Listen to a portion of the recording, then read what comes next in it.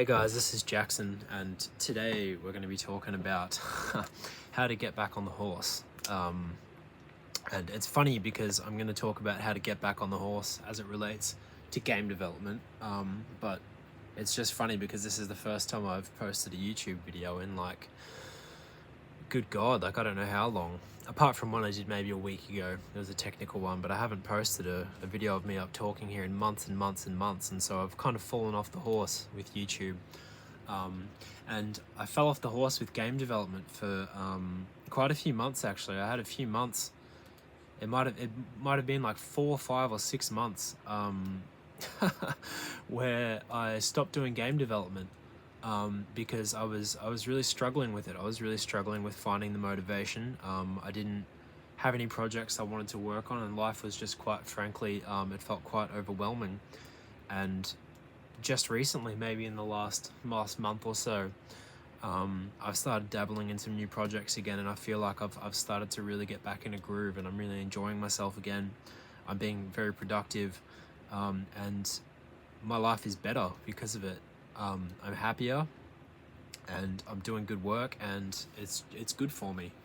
And so today what I'm going to do is I'm going to share, I've got 8 little tips here of things that I'm going to suggest to you as ways to quote unquote get back on the horse when you feel like you've fallen off when it comes to game development. And you want to get back in your creative groove so that you're creating shit that you're excited and you're passionate about, and you get that energy that comes with creativity. Because creativity is a funny thing, because when we think of creating something, we think of like putting energy into something to build something up from nothing. We think of it as like there's an energy cost to creating a project, right? It's like you've got your baseline of 0 where nothing exists. You start with a blank canvas or whatever, and then you put energy into it to create something. Like it's a leech of energy, or like something that consumes energy. But that's actually, when you're doing truly creative work, that's actually not the case. When you're doing truly creative work, it actually gives you energy, because creativity, I believe, is actually the healthy state for a human being. I think you're not actually a healthy human being unless you're creating. And when you're able to give yourself into the flow of that river of your creativity, it doesn't take energy from you, it gives you energy. Because what it does is it harmonizes your mental capacity, your cognitive capacities, and your emotional qualities, and it actually brings energy out of you, because you're doing something that's meaningful to you and you're excited about it, and that gives you energy and pulls you forward and has positive effects through the rest of your life. You have more energy throughout the day, you'll have better mood, you've got all these ideas, it's like you're happier, you're more willing to do things, you're more courageous, etc. So yeah, today I'm gonna get into this list now, now that we've done that little preamble about creativity. So here are my 8 tips to get back on the horse of creativity. The very first one, they're not in any particular order, by the way, they're just random points as they occurred to me. The first one I've written is fill the form. And what that means, fill the form, is if you imagine that you're going somewhere and you go to like register a car or something, and you get these pages and pages of shit you've got to fill out. And if you look at the whole thing just like that, it's fucking overwhelming. But then if you look at the page, you see the first question, it's like ask you for your name. You're like, oh, all right, I can fill out my name. Then ask you for the next thing, your name or your address or your driver's license number. And it's like, sometimes when it comes to creativity, it's just that matter of like looking at the whole staircase instead of the steps, or looking at the whole stack of paper instead of the just the next question. And so when it comes to game development, sometimes you've just got to think, well, what's the next like part of the form? It's like, what does it take? What if you break down this abstract idea of game development and creating something? It's like, what's the next step that you've got to do? Sometimes for me, for example, it's maybe I've always got ideas of projects. I've got notes and notes and notes of projects, the shit that I want to make. But then when it comes time to create them, it's like sometimes I feel overwhelmed. So maybe the first step for me sometimes is often just, okay, I just have to turn on my computer, I have to open the Epic Launcher, and then I have to just create a new project, give it a title, and then like that's it. That's a first step, you know. And from that step, you often find that you end up doing other things. But even if you don't, it's like you've just got to do the first step sometimes. And I've written here, just don't worry about where it's going as well. You just got to start with whatever is accessible to you in that moment, and then see what happens. So that's tip number one. Fill the form. Just do the next smallest thing. Start with whatever inspiration you've got available. Step number two is don't judge what captures your interest. Allow yourself to do something weird and different. This is one that I've learned just recently because I've been doing game dev for a few years now, and the more I do it, the more I sort of get stuck in these like cycles of putting expectations on myself about like, oh, since I've been doing game development for this long and I've got all of these skills, then I have to use them.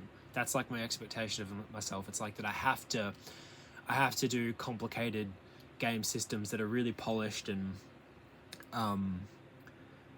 technically up to scratch given my professional skills. And so because the thought going through my mind is, well, oh, like if somebody plays this and they see that I've like done this like sketchy inventory system that isn't like as good as what's come out in the latest fucking like AAA game, then they're gonna think my game's shit and they're gonna think I'm a bad programmer or like whatever. And it's actually quite insane. And just because you've got skills, like, doesn't necessarily mean that you have to use them, or always do things to the utmost perfect technologically advanced like capacity. If you're struggling with motivation particularly, I think one of the best things that you can do is to just stop judging yourself for what actually interests you. And so one of my favorite things to do is I started a project just about a month ago where it has no character abilities. It uses the default movement from Unreal Engine, your WASD to move. You've got jumping and you've got swimming, basically. There's no fancy, you can't even interact with anything, there's no double jumping or fucking swords or projectiles or like no bullshit like that. I started that project because I felt like doing some environment design actually. And I don't think of myself as an environment artist, and I'm not very good at it. I don't have the skills for it. Like, I don't know how to use Blender, and I don't know how to fucking make materials or like any of that shit. And so usually what I do is I just download packs from the asset store and then plug them into my game. But this time I was like, no, like, I actually want to try and make some environment art. And so what I did is I got on Pinterest, browsed Pinterest for some pictures that inspired me, and just tried to recreate them in the engine using whatever like BSP brushes and whatever materials I could find, and using assets from the asset store. But I had fun like doing some level design, and it was really basic, and no artist is going to look at it and be like, wow, he's a really impressive artist. But I don't really give a fuck because I had fun making it. And it's funny because although that project started with me just prototyping like 5 or 6 different scenes, once I got those scenes made, then more ideas began to come. And this is sort of the idea of like filling the form as well. It's like if you follow that thread of like what captures your attention at this moment right now, and what's reasonable and achievable for you to do at this moment, and then you act on that, then that thread begins to unravel the next thing, and then the next thing, and then the next thing. And more doors begin to open up. So don't judge what captures your interest. That's point number 2. Point number 3, I've written find stability, as in life stability. I've struggled quite a bit this year, to be frank, with a bunch of different things just in my personal life. Like, life has just been very overwhelming with like, I've been physically ill myself. I've had some illness in the family, and it's been very hard. I've had a lot of other stresses as well, and it's been very hard to find the motivation to make games when you've got all this other shit going on. And so like I've just written some things here that have helped me, without going like into too much detail, because it's you know, it's personal stuff and it's not relevant to everybody. But I had to take a break from game development because I wasn't well enough to do it. And so that, for me, that looked like going to see some health experts and talking to some different people and trying some different alternative health remedies and things, just exploring and just seeing what worked, and just taking the time to really make sure that I've got my basic needs met before I try and like pull fucking 8-hour work days sitting at a computer. You know, sometimes it's not always right to try and like get back on the horse, because game development isn't actually what you need right now. Sometimes what you need is, I've just written here, like maybe you need some exercise, like the gym. That's something that I've started doing recently, which has been really good for me. Good food and good health, that was the biggest one for me. I needed to balance my physiology just by seeing some health experts and learning more about what I can do to actually give myself more energy, because I struggle with chronic fatigue anyway. And then just good relationships as well, making sure that, you know, you've got good relationships with the people that are important to you. And if you don't have enough people around you, then you know, it can be really good for your game development if you invest some time and energy into finding some new relationships, so that you feel supported, so that you feel emotionally secure. You've got people around you who care about you and who care about your well-being. And unless all of those things are checked, then it's very hard to be creative, because being the creativity is, I like to think of it as like the flowering of a human being. You've got to have all of these basic things first. You've got to be a basic bitch like human first, which is funny what I've written here.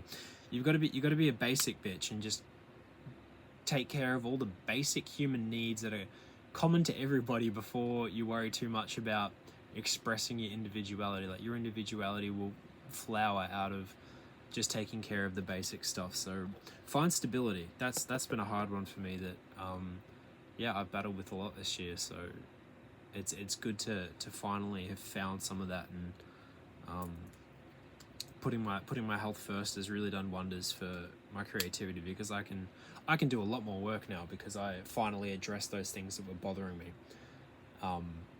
and meeting those needs rather than just trying to push through them. Because for a long time I thought, well, maybe what I need to do is just double down on game development, because then I can earn more money, and then from there I can go and meet these other needs. But I found that actually wasn't working, because it was just becoming harder and harder and harder to do the work that I needed to do. So find stability first, and then, you know, your game development can flower out of that.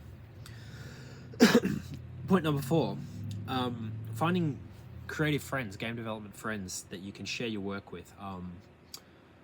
I'm lucky because of the YouTube channel. I've got quite a big Discord server where people, you know, they post shit in that, and I can post updates in that, and I can post updates to YouTube and whatever, and people see that, and I get feedback from that. But one of the best things actually that I've had fun with recently is just different group chats. I've got a few different group chats on Discord with just friends that are working on their own projects. The projects don't have to be similar to yours, but just it's good to stay in contact with people who are, you know, sort of have similar goals to you. Like, you know, maybe they're making their own indie games, and you don't even have to really like talk. You can just like touch base like once a month even, you know, and just like send a couple of messages or some screenshots or whatever of what you're working on. And then it's exciting, because, you know, you send something to these people, and then they'll see that and they'll comment on it and give you feedback and say, oh, that's like really fucking cool, or like, you know, I love what you did with this and that, and I love the music, or I love the way that you moved the camera, or you know, they'll just comment on shit. And to get that reflection from people is very inspiring, because if you don't get that, then why are you developing in the first place? You know, it's like, there's only so much motivation you can get to, you know, make games just for you, you know. And something that I've actually realized recently is that the most reward comes from getting the reaction from your friends and getting reaction from people, getting to watch them like experience it, and that's the most fulfilling thing. And so yeah, point number 4 is like start a group chat with a couple of people and just post some pictures, post some videos, and when you see videos from them as well, it's like it inspires you to do more because maybe they've done something cool that you really like and you want to try, or it's just the more people that you're in contact with like that are on a similar wavelength to you, I think the more energy that you have. And you know, this can go both ways as well, because if you've got if you've got toxic people that sort of put their expectations on you in a way that you don't want them, and can sort of leech your energy, or demanding things of you, or talk to you in such a way where they try to they instill doubt in you. You know, you want to distance yourself from those people. You want to distance yourself from anybody who feels like a leech on your energy, and that's nothing personal. It's like you don't have to call anybody a leech or say that they've got bad energy or whatever. It's just it's how it feels to you. If you know, if you feel like you're not positively benefiting from a social connection, then you're better off without it, basically. But having good connections with people who are doing similar things to you can be very, very, very powerful indeed. Very powerful, and it'll take you further than you can go just by yourself. So that's point number 4. Point number 5 is don't compare yourself. I'm just going to read what I've written here. Cut off bullshit. Maybe I'm not going to read it actually. Ignore trending bullshit, and because it corrupts your ideas and expectations. So I try not to spend too much time on social media anymore these days. I do sometimes. Like I have a few accounts on Instagram and on YouTube that I like to check in on and browse their videos to see what they're up to, because I feel like I positively benefit and feel inspired. But a lot of the stuff on the internet these days, it's we have like we live in a sort of the culture on the internet is becoming more and more like influencer focused, where channels are becoming more and more focused on like trending technology, the latest fucking thing, the latest tech, and I feel like there's less and less of what personally I'm interested in, which is like art and like humanity and like authenticity and like people's truth of like who they are. I like it when people post stuff that expresses who they are. Like I like creative projects that are personal to people. I'm not fucking interested in like the latest tools and shit like that. And so like I try not to spend too much time like scrolling feeds like on YouTube or Instagram and that, because when I do, it's just like fucking bullshit thing after bullshit thing. And when I say bullshit, I don't mean that it's bad quality. Everything's like actually such like extremely high like technical quality that it makes me begin to doubt whether or not what I'm doing is worth it. It's like I see all this new tech coming out and I can't fucking keep up with it. And so I start to like feel bad about myself, and then I don't have the motivation to create, because I feel like, oh well, people are gonna think I'm a fucking like dipshit if I like use old versions of Unreal and like old versions of like animating characters or plugins or whatever, and I'm not up to date with like the latest tech, and that can be very demotivating. But it's so funny that I feel disenchanted by that, because I don't actually care about that to begin with. But when you're constantly bombarded with like the like it's sort of like the status quo, or like the keeping up with the fucking Joneses, right? It's like all this new shit is like always coming out and people are always posting new shit, and it's like this cycle of just novelty, and it's exhausting, and it's not relevant to me, because what's relevant to me is like I just need to create. And to create means like you need to draw your attention back to yourself, and focus on what's important to you, and not be distracted by what's going on out there, what people are doing in the fucking metaverse. Like, and so yeah, point number 5 is like, yeah, don't try not to compare yourself. Try not to pay so much attention to what other people are doing. Focus on what you're doing. Focus on what matters to you. Focus on your work. Focus on what you find meaningful. Pay attention to your friends, what they're working on. Pay attention to the people that you respect and you admire. But like, cut off from the fucking like the bullshit. The bullshit of like just running on that treadmill of, yeah, keeping up with what's in fashion. Anyway, that's point number 5. So point number 6 is to go slow with it, is to not have enormous expectations of yourself. If you've been out of game development for a little while, you know, just go gentle. This is sort of like the first point, like fill the form. Start with something small, have low expectations. You know, start with something manageable. Like I was saying, I just wanted to start with some environment art when I started a recent project. And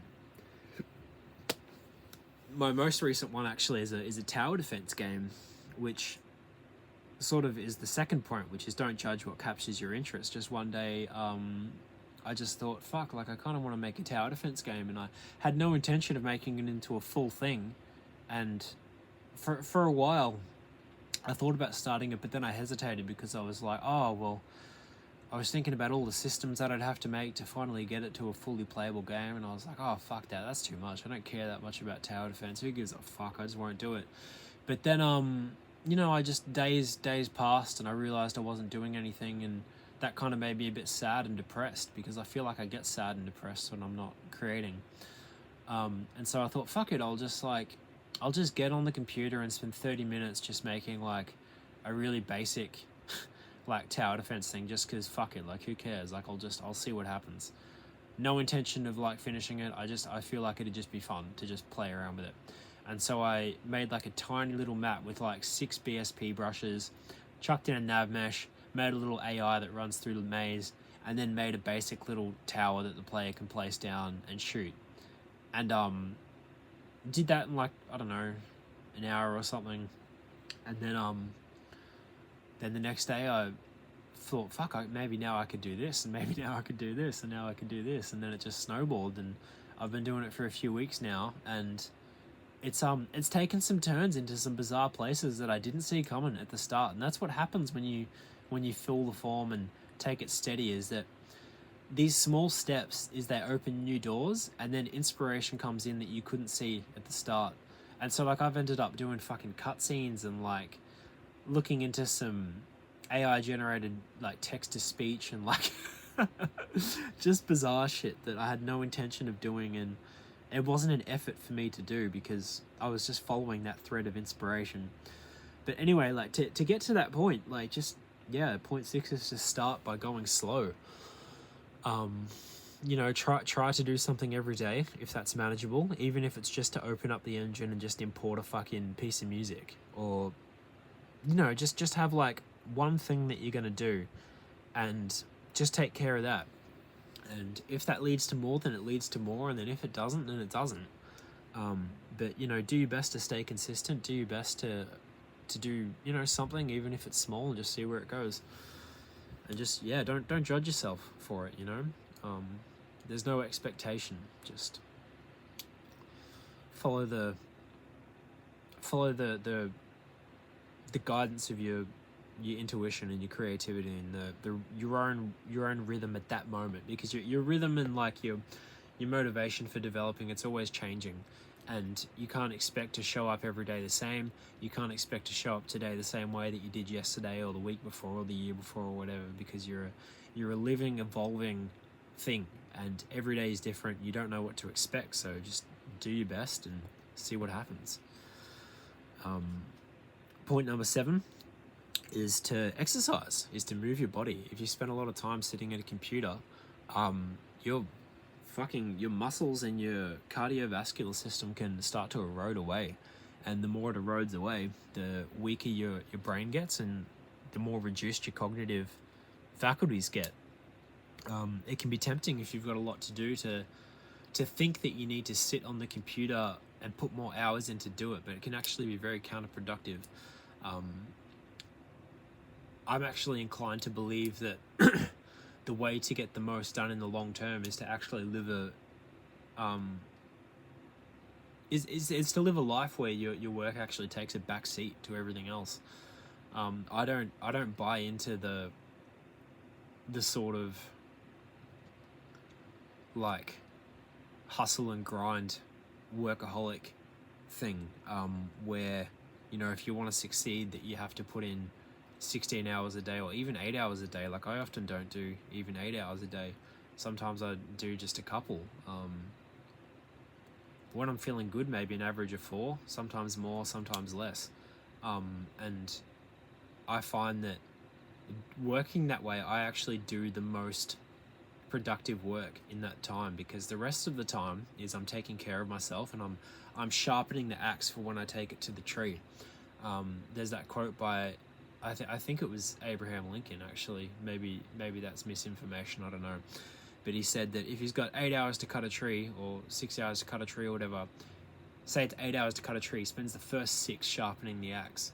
And that's actually how I feel with game development, is the time that I spend on the computer is actually quite small compared to, you know, quite small and quite low importance compared to taking care of my body, compared to exercising. I like to walk, I like to swim, I like to stretch and do yoga, I like to do martial arts. I like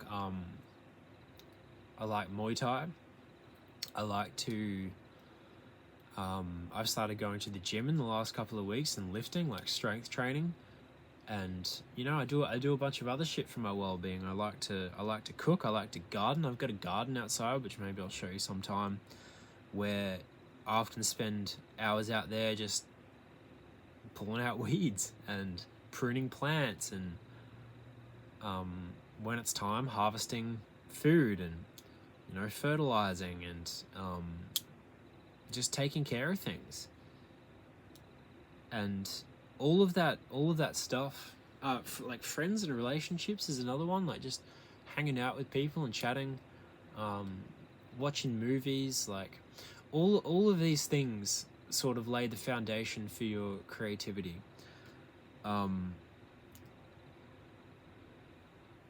And by addressing those things, you're sort of indirectly fueling your creativity. But anyway, the point number 7 is specifically exercise.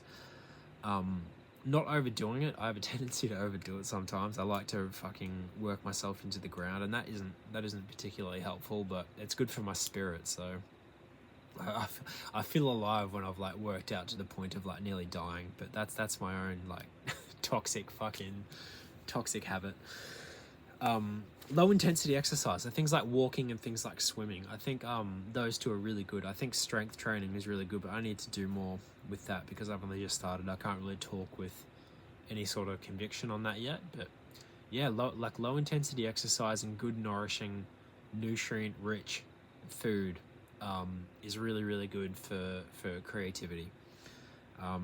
Especially at a computer, because you've got to move your body. You've got to walk. You got to get your blood flow. You got to breathe.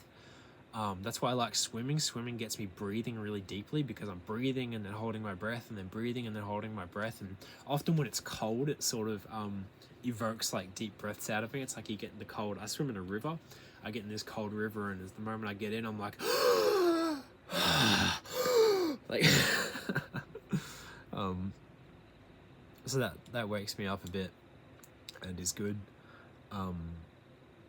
And then stretching, like, you know, moving your fucking back and your shoulders, because you're always hunched over like this at the computer, and sort of calcifying in that position for too long, I think, has a negative impact on your brain. So yeah, like low intensity exercise, workout, great for getting back on the horse. And then the last point, number 8, is don't take it too seriously. I think all the times when I have not been working is because I have been stressed out about all my expectations that I place on myself of like what I should be doing, what it should look like, how much I've got to do, and blah blah blah blah blah. And I feel like that's just it's miserable to live like that. It's a miserable way to live, to take everything so seriously. And at the end of the day, games are meant to be fun. Otherwise, like, what's the point? It's like if you're miserable just creating like a piece of shit, it's like you're just adding more misery to the world.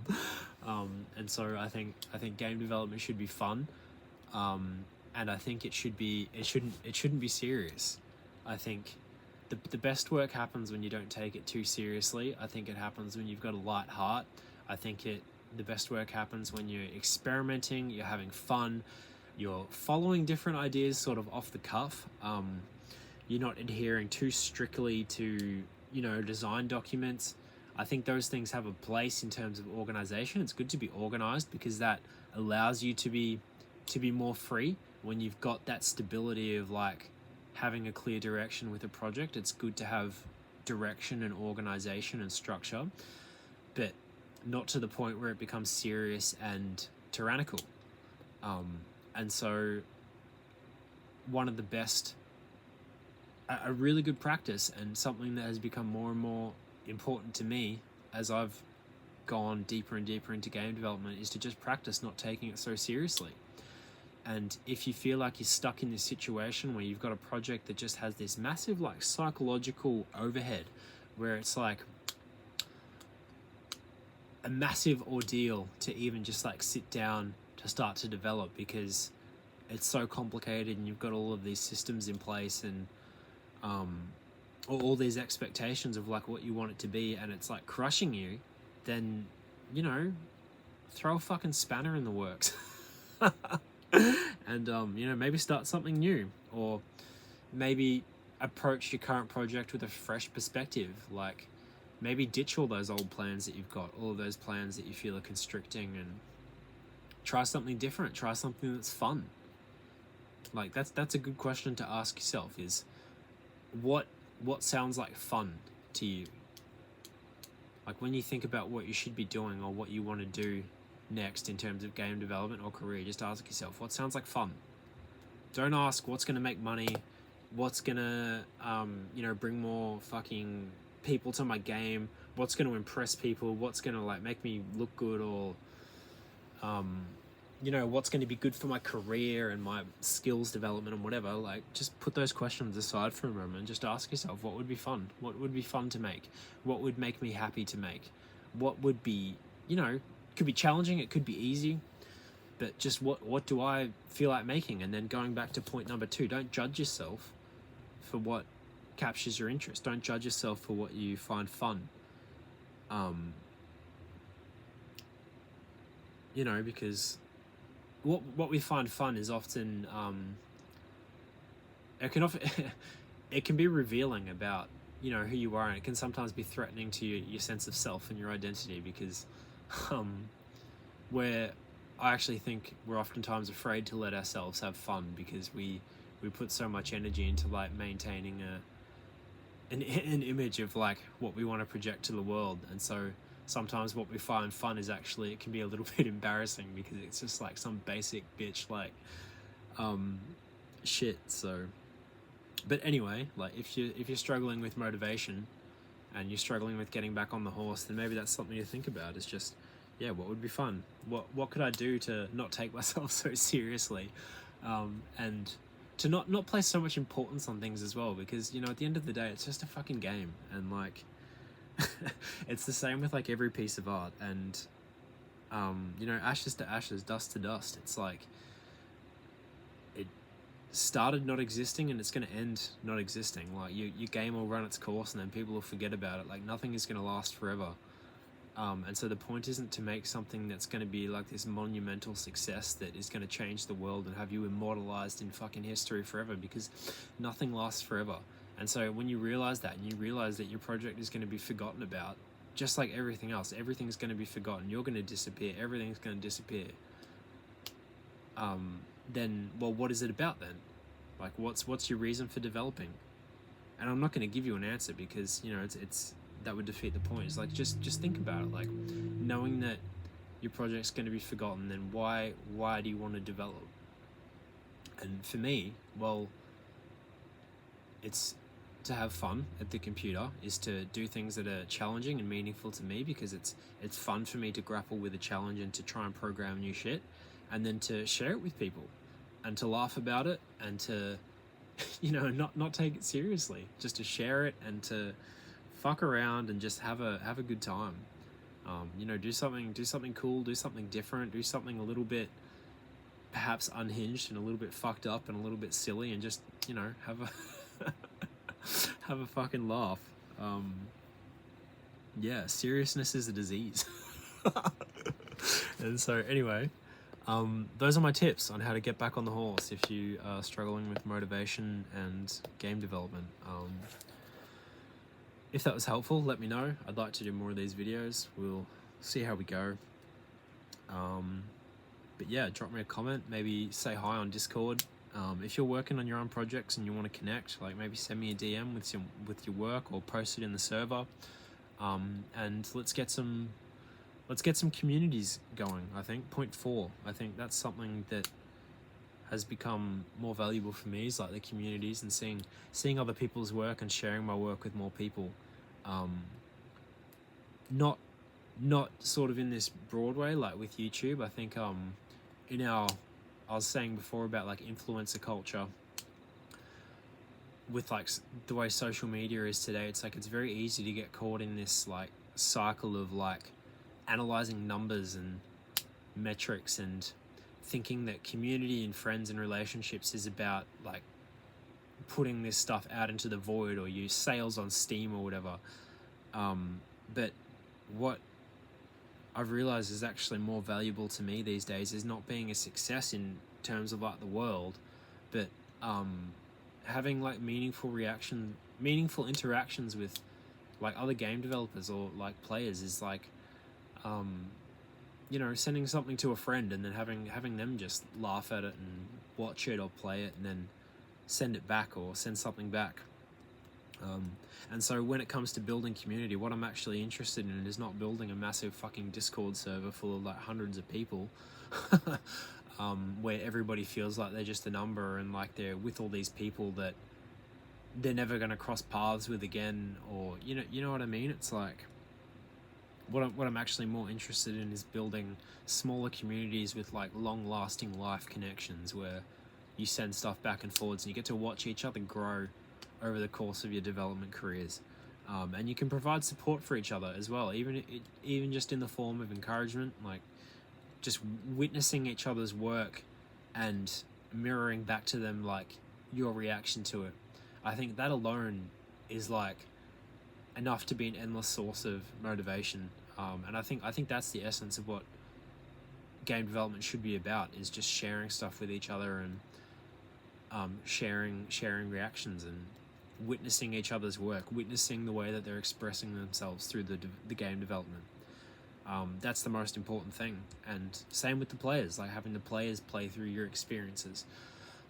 And so what I'm interested in is finding ways that we can form smaller connections, smaller groups of people where we can feel like genuinely connected to each other, and to witness each other in our journeys as we grow as game developers and grow as creators.